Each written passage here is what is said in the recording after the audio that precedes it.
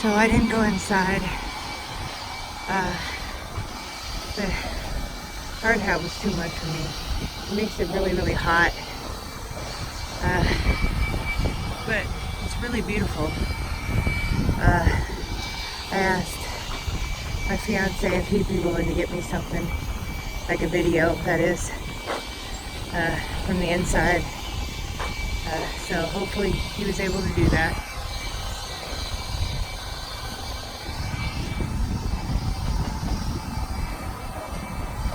Okay, I'm gonna exit and go back up to the viewpoint and sit there and wait.